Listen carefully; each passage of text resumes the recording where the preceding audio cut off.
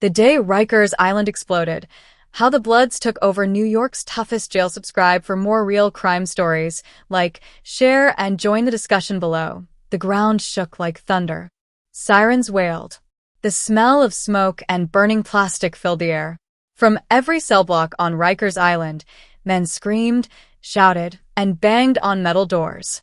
Guards ran for their lives as the Bloods, one of New York's most feared gangs, set the jail on fire, literally. They had taken over the entire North Wing. Red bandanas waved high in the air like battle flags. Inmates were chanting, "Blood rule, Rikers now." On the security monitors, chaos played like a movie. Fires blazing, men fighting, guards trapped in hallways. Inside the mess hall, explosions from homemade bombs made from cleaning chemicals echoed down the corridors. It wasn't just a riot anymore. It was a war zone. Lieutenant Carson yelled into his radio, "We're losing control. I repeat, we've lost control of Rikers." The power flickered, then went out completely. Only the orange glow of flames lit the walls.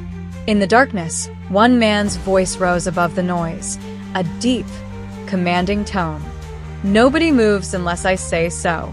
Rikers is ours now." It was Darius Kingblood Matthews, the gang leader who'd been locked up for 5 years, plotting this day.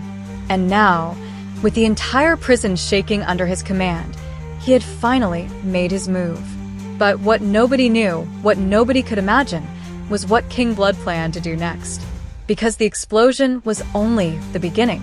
A week before that day, Rikers Island was tense, but quiet. On the surface, everything seemed normal. Guards patrolling, inmates lining up for breakfast, the same cold oatmeal and stale toast. But beneath the surface, something was boiling. The Bloods had been growing in numbers, spreading influence through fear and favors. They controlled the phones, the gambling, even the commissary trades. Darius Matthews was at the center of it all. To the guards, he was just another inmate with too much attitude. But to the prisoners, he was a legend. People whispered that even the guards respected him, or feared him. He moved like a man who already owned the place. One afternoon, a fight broke out between the Bloods and the Crips in the yard. It started with a punch, but ended with 2 men bleeding on the ground. The guards broke it up, but everyone knew it wasn't over. Rikers was a ticking time bomb, and that punch had just lit the fuse. That night, Darius sat on his bunk, his red bandana tied around his wrist.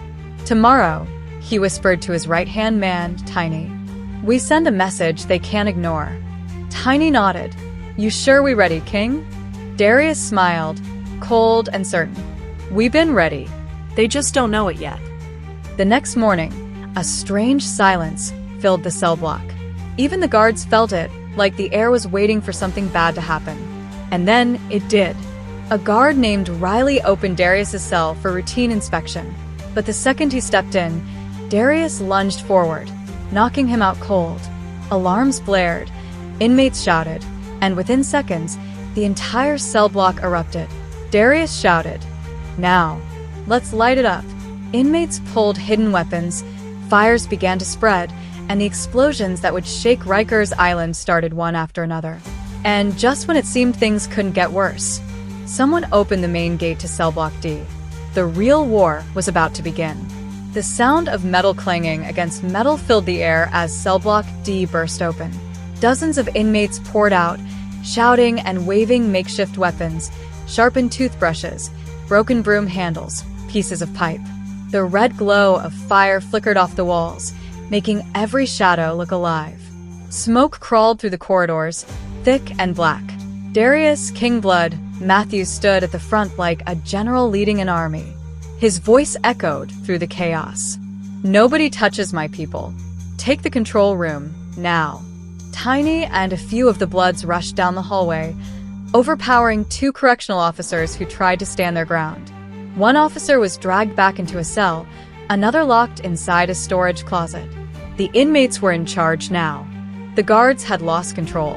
Outside, helicopters circled over the island. The whole city could see the dark smoke rising from Rikers. News cameras were already broadcasting the scene. Breaking news: massive riot at Rikers Island prison. Inside, Darius made his way to the control room. He slammed the door open, stepping over broken glass. The room was filled with blinking monitors showing every corner of the jail, fires, fighting, panicked guards. "Lock down every section but ours," Darius ordered.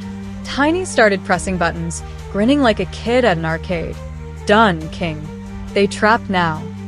Darius smiled. "Good. Now we run Rikers." But not everyone agreed. A rival inmate leader, Marcus Blue Jones, a former Crip, wasn't going to take it quietly. From another block, he rallied his crew. "They think they can take over the island? Not on my watch."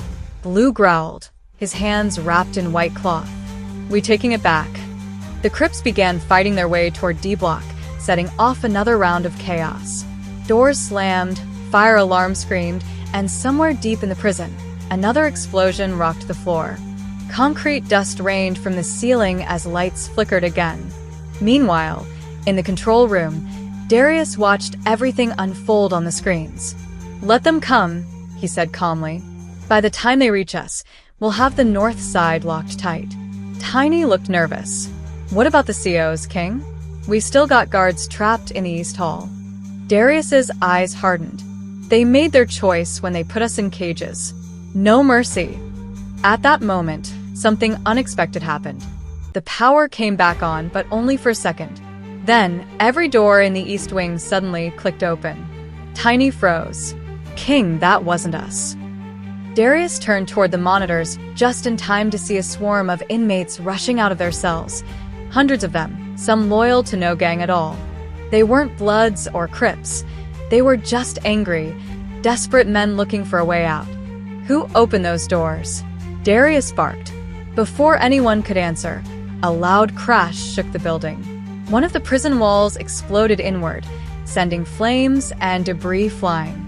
Guards outside screamed as the wall gave way. The blast threw Darius to the ground, the sound ringing in his ears. As smoke and fire filled the control room, he tried to stand, but through the haze, he saw a figure stepping through the broken wall. It wasn't a guard. It wasn't an inmate he recognized. It was someone wearing a black hoodie and carrying something heavy in both hands. The figure pointed it straight at Darius and said, "You wanted to run Rikers? Let's see if you can survive it." And then another explosion went off. Chapter 3. The blast threw Darius across the floor, slamming him against the wall. His ears rang, his vision blurred, and for a moment, everything went silent. No alarms, no shouting, just smoke and flickering firelight. When the haze began to clear, the figure in the black hoodie stepped closer, dragging a duffel bag that clanked with metal. Darius coughed, struggling to stand. "Who are you?" he shouted, his voice hoarse. The figure pulled back the hood. It was a young man, maybe 20, his face streaked with soot and sweat. "Name's Rico," he said. "Used to be Blood. You left me behind in the Bronx, remember?" Darius stared, trying to piece it together. He remembered Rico, small-time runner, quick with a blade, but too reckless. He'd been arrested years ago, and word was he'd died inside another facility. "You supposed to be dead," Darius said, stunned. Rico smirked. "Not dead, just waiting." He unzipped the duffel bag and revealed homemade pipe bombs, gas canisters, and wires. "You think you took over Rikers?" "Nah, King. I came to burn it down." Tiny shouted, "He's crazy," and lunged forward, but Rico swung the bag hard, knocking Tiny backward. The gas canisters hissed as they rolled across the floor. Darius stepped forward slowly. "You do this, everybody dies, including you." Rico laughed, wild and broken. "That's the point. None of us getting out alive anyway." He yanked the cord on one of the devices. A sharp click. The alarm started again. Fire spread across the ceiling tiles. Darius ran forward and tackled Rico to the ground, fighting for the detonator. The two men rolled through the smoke, fists landing hard. Tiny tried to help, but the fire was closing in fast, the heat searing their skin. Outside, SWAT teams were landing on the island, shouting commands through megaphones. "This is the NYPD. Drop your weapons and surrender." But inside Rikers, no one was listening. Darius managed to rip the detonator out of Rico's hand and throw it toward the corner. It hit the wall and sparked. For one terrifying second, the whole room filled with light. Then boom! The explosion ripped through the control center, shattering windows and sending a blast wave through the north wing. The ground shook. Concrete split. The fire alarm's wail died into static. When the smoke cleared, the once mighty Rikers Island was nothing but a battlefield. Cell blocks had collapsed, fires burned unchecked, and the sound of helicopters thundered overhead. Dozens of inmates lay scattered, some alive, some not moving at all. Through the rubble, Darius coughed and dragged himself upright. His clothes were torn, his arm bleeding, but he was alive. Tiny was unconscious beside him. Rico was gone, swallowed by the flames. Sirens wailed closer. Guards in riot gear pushed through the broken walls. One of them shouted, "We got survivors." Darius stumbled forward, his red bandana blackened with soot. For the first time, he looked around and realized Rikers wasn't his anymore. It wasn't anyone's. It was gone. He lifted his hands slowly as the guards aimed their weapons. "It's over," he said, barely above a whisper. "Rikers is done." As they dragged him outside, he glanced back one last time at the burning prison. Smoke curled into the sky, turning the night red. And somewhere deep in the ruins, under the collapsed control room, a faint ticking sound continued. One last unexploded device, still active, waiting. Then, a blinding flash lit up the island once more. The day Rikers Island exploded became the day New York would never forget.